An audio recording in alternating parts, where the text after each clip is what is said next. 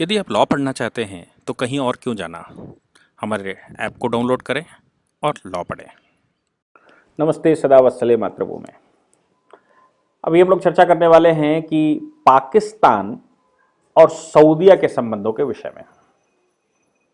पाकिस्तान का एक ही हिमायती संसार में दिखाई दे रहा था जिनसे वो धन ले सकते थे। हालांकि हिमायतियों में टर्की उनके साथ आया, हिमायतियों में मलेशिया उनके साथ आया। मलेशिया पर मैंने पीछे बताया था कि मोदी के फंदे में कैसे मलेशिया फंस गया और मलेशिया की सरकार गिर गई भारत के विरोध में, और पाकिस्तान के पक्ष में स्टेटमेंट देने पर मलेशिया के मातहर मोहम्मद की सरकार गिर गई और अभी वो पार्टी से बाहर कर दिए गए हैं, घर पर बैठे हैं। हालांकि उन्होंने अफसोस जताया है कि भारत के संबंध हमारे साथ खराब हो गए हैं और पाम ऑयल को लेकर जो वहाँ की 36% की 38% जीडीपी में योगदान करता है एग्रीकल्चर में, वो पूरा नष्ट हो गया है। भारत ने दूसरे ऑप्शंस खोज लिए हैं और वो इस समय भारत की वजह से, भारत के कुछ जो इंपोर्ट ड्यूटीज बढ़ा दी, भारत ने जो रेस्ट्रिक्शंस लगा दिए उनके यहाँ से इंपोर्ट पर, उनकी वजह से वो तबाह हो गए हैं, सरकारें गिर गई हैं। वहाँ प्रेशर है ओल्ड प्रेसिडेंट पर कि आप एक बार भारत से माफ़ी मांग लीजिए तो हो सकता है संबंध सही हो जाएं। वो अपनी जिद पर अड़े हुए हैं, इस्लामिक जिद पर अड़े हुए हैं और वो इस्लामिक टेररिज्म की मानसिकता को छोड़ नहीं पा रहे हैं, इसलिए उन्होंने माफ़ी मांगने से मना कर दिया। इसका नतीजा ये हो कि इंडोनेशिया अब इस समय बहुत बुरी सिचुएशन से गुजर रहा है। दूसरा टर्की, जिसने पाकिस्तान के पक्ष में कुछ बोला था। टर्की वर्सेस यूएस, हम पिछले 2-3 दिन से देख रहे हैं कि टर्की वर्सेस यूएस बड़ी खतरनाक सिचुएशन पर आ गया है और टर्की इस समय हाशिए पर खड़ा हुआ है और यह संभव है कि टर्की को भी किसी न किसी स्टेज पर ले जाया जाए यूएस के द्वारा या ये जो संसार की और डेमोक्रेटिक शक्तियां हैं। सऊदीया के साथ भारत के बड़े अच्छे संबंध हैं। सऊदी अरबिया ने भारत को बड़ा सम्मान दिया। भारत के प्रधानमंत्री, यशस्वी प्रधानमंत्री श्री नरेंद्र मोदी जी को उन्होंने सर आंखों पर रखा। भारत में उन्होंने विजिट किया। भारत के प्रधानमंत्री को सर आंखों पर लेकर वो वहां पर विजिट करवाते हैं। वहां कुछ मंदिर शंदिर भी बना रहे हैं, बहुत कुछ हो रहा है। ये सब पाकिस्तान को रास नहीं आता। पाकिस्तान की एक प्रॉब्लम है कि जो जिना उनको दे गए एक मुट्ठी में देकर कि दारुल इस्लाम हिंदुस्तान को बनाना है और हिंदुस्तान पे इस्लामिक शासन लाना है, और इस्लाम का शासन था अंग्रेजों से पहले और अंग्रेजों के बाद भी इस्लाम को शासन क्यों नहीं मिला, भारत में इस्लामिक शासन क्यों नहीं आया, इसलिए पाकिस्तान बनाकर हम भारत में इस्लामिक शासन लेकर आएंगे, वो उन्होंने कंठस्थ कर लिया है। उससे वो हटने को तैयार नहीं। नतीजा निकलता है कि भारत के संबंध जिस इस्लामिक कंट्री से बनते हैं, और हमारे ईश्वर की कृपा से हमेशा से इस्लामिक कंट्रियों के साथ बहुत अच्छे संबंध रहे और इस्लामिक कंट्रियों ने कभी भी समस्या आई तो भारत की तरफ ही देखा हो, चाहे वो वहां किसी भी सिचुएशन पर सद्दाम हुसैन जैसे रूलर क्यों ना रहे हों। जब वहां सद्दाम हुसैन के ऊपर ज्यादा प्रेशर पड़ा न्यूक्लियर एनर्जी ऑर्गेनाइजेशन का विजिट का, तो उन्होंने कहा भारत को हम चाहेंगे कि भारत को इसमें मध्यस्थ बनाया जाए और भारत इसको देखे। तो आप समझ सकते हैं कि जो व्यक्ति मरने की कगार पर हो, सद्दाम हुसैन जैसा व्यक्ति, और वो भारत को बीच में डालना चाहे किसी भी अपने व्यवहार के लिए, तो आप सोच सकते हैं कि उसका विश्वास कैसा रहा होगा। किसी भी इस्लामिक कंट्री के लिए उसने नहीं कहा, उसने भारत के लिए कहा। तो इस्लामिक कंट्रियों में भारत पर एक विशेष प्रकार का एक संबंध है जो मोदी जी ने और बहुत अच्छे प्रगाढ़ सिचुएशन पर पहुंचाए। अब सऊदी अरेबिया को से उन्होंने एक प्लेन उधार लिया, उनके पास पैसे नहीं थे।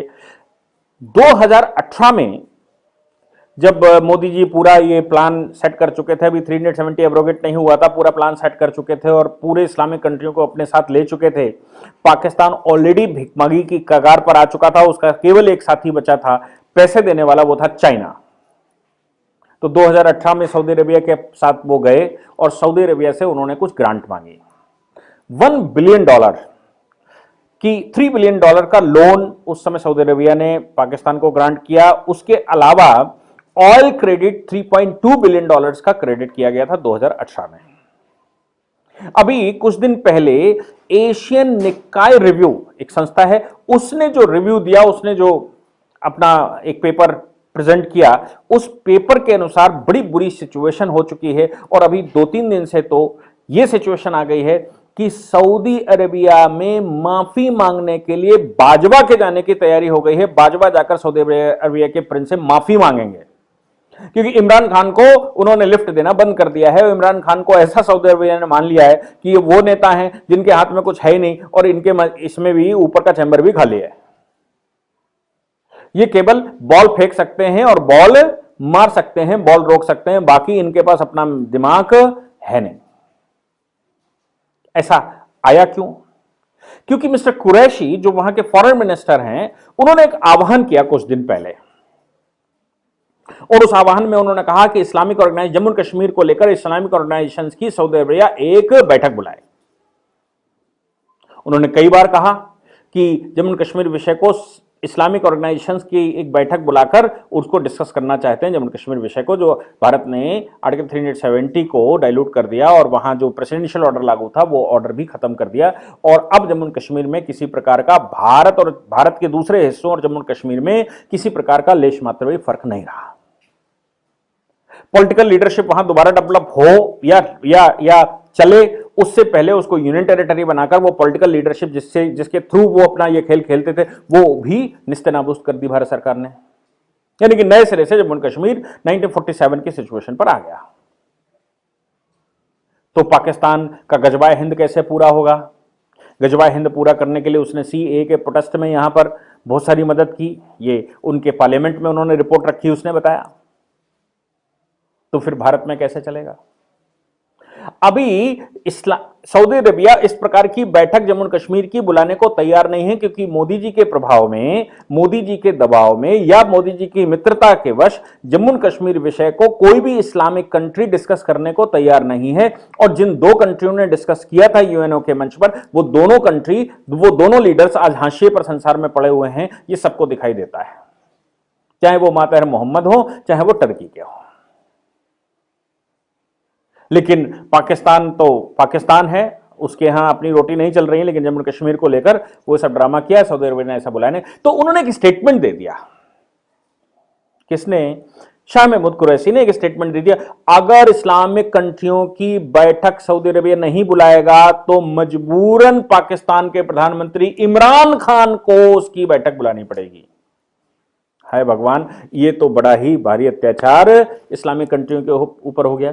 जो इस्लामिक कंट्री पाकिस्तान और हिंदुस्तान के मुसलमान को ओरिजिनल मुसलमान ना मानते हो, हिंदवी मुसलमान मानते हो, उनको द्वितीय दर्जा ट्रिपल दर्जे का मानते हो, उन लोगों ने ये घोषणा की कि इस्लामिक कंट्रियों के वो लीडर बनना चाहते हैं। मैं आपको बता दूं कि जब खाड़ी के देशों में जाते हैं, खाड़ी के देशों के मुसलमान भारत और पाकिस्तान, बांग्लादेश से आने वाले मुसलमानों को मुसलमान नहीं मानते हैं और उनके तीसरे और चौथे दर्जे का स्थान देते हैं और उनको भेड़ बकरियों की तरह वहां ट्रीट किया जाता है।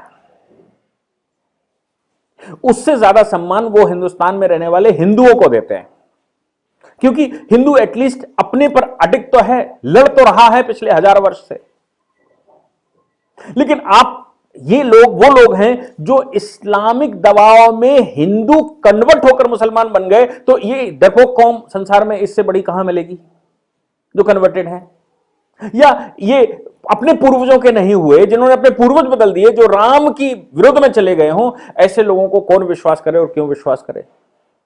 इसलिए इस्लामिक कंट्रीज भारत, पाकिस्तान, बांग्लादेश के मुसलमानों को स्थान नहीं देता। ये इस्लामिक कंट्रियों में कोई रहकर मुसलमान आया हो, उससे पूछिएगा। मेरे जब मैं इस तरह का स्टेटमेंट देता हूं तो वहां से जो लोग आते हैं वो बहुत कुछ लिखते हैं, बहुत लिखते हैं कि आपने बिल्कुल सही पकड़ा और हिंदुस्तान से अच्छा कोई देश संसार में नहीं है। मुसलमानों के देशों में भी हिंदुस्तान में जिस प्रकार से हम स्वतंत्रता पाते हैं, हम वहां नहीं पा पाते हैं, और वहां हमको तीसरे चौथे दर्जे का इंसान माना जाता है। ये वो बहुत कुछ लिखते हैं। और इधर पाकिस्तान ने ये कह दिया कि अगर आप इस्लामिक ऑर्गेनाइजेशंस की बैठक नहीं बुलाएंगे तो इमरान खान बुलाएंगे। क्या होना था? नतीजा यह होना था, सऊदी अरेबिया नाराज हो गया। और एशियाई निक्काई रिव्यू के अनुसार सऊदी अरेबिया ने पाकिस्तान की जो ऑयल क्रेडिट थी उसको रोक दिया, और जो उन्होंने $3 बिलियन उनको दिया था उसको तत्काल भरने के लिए कहा गया और आगे की ग्रांट रोक दी। पाकिस्तान को उसको सेटिस्फाई करने के लिए $1 बिलियन चीन से उधार मांगकर तत्काल देना पड़ा, क्योंकि वो भी जानते हैं कि चीन हमें पैसे देकर खरीद तो सकता है, लेकिन अगर कोई साथ कभी दे सकता है तो चीन कभी साथ नहीं दे सकता, चीन पाकिस्तान को खा जाएगा। इसलिए इस्लामिक कंट्री जो कम से कम एक इस्लामिक कंट्री ऐसे हैं जो इस्लाम के नाम से चाहे जैसे हो कभी न कभी इकट्ठे हो ही जाते हैं, क्योंकि उनके इस्लामिक चरमपंथ के अलावा उन कंट्रियों में भी कुछ और भरा नहीं है। उनको चरमपंथ जो सिखाया बचपन से और जमाने से 1500 सालों से, वो चरमपंथ ही उनकी पूंजी है। तो कम से कम इनसे मैच तो खाती है, इनकी मैच तो खाती है उनसे, तो कहीं ना कोई इस्लामिक कंट्री तो साथ दे ही देगा। इसलिए चीन से $1 बिलियन तुरंत तत्काल लेकर, उधार लेकर सऊदी अरेबिया को पाकिस्तान ने भरा। फिर भी सऊदी अरेबिया लगातार ये कह रहा है कि मेरा बाकी का पैसा तत्काल जमा करो। तो अब क्या हो, खबरें आई कि पाकिस्तान ने यह तय किया है कि इमरान खान को वहां भेजने के बजाय जनरल बाजवा को वहां भेजा जाए। जनरल बाजवा वहां पर जाएंगे और जनरल बाजवा वहां जाकर सुल्तान के आगे अपना जो भी गुड़गुड़ू के माफी वाफी मांग मूंग के जिस प्रकार से भी मिटिगेट करेंगे, कोशिश करेंगे कि पाकिस्तान को उनकी जो भिक्षा है वो भिक्षा जारी रहे, उनका जो दान है वो दान जारी रहे, ताकि पाकिस्तान एटलीस्ट जिंदा तो रहे। क्योंकि पाकिस्तान को जिंदा रहने की कीमत अगर चीन ने दी तो आगे कैसे जिंदा रहेगा ये उइगर मुसलमान, ईस्ट तुर्की, मैं टर्की की बात कर रहा हूं, ईस्ट तुर्कमेनिस्तान जो आज जिनशांग बना हुआ है, वहां के उइगर मुसलमान, ये ओरिजिनल मुस्लिम कंट्री था, वहां के उइगर मुसलमानों को चीन ने किस प्रकार के पूरा खा गए, वैसे ही पाकिस्तान के सुन्नी मुसलमानों का चीन क्या करेगा, आगे इन बहावी सुन्नियों का भी हश्र बुरा होने वाला है और चीन से नहीं लड़ सकते। मतलब इस एथनिक क्लिंजिंग में तो चीन से एटलीस्ट नहीं लड़ सकते, भारत में मर्जी हो वो भाषण देते घूमो। तो फिर जो गजबा हिंद का प्लान बनाए बैठे हो, वो गजबा हिंद का प्लान तो तब रहेगा जब पाकिस्तान जिंदा रहेगा, और पाकिस्तान ही चीन खा जाने वाला है।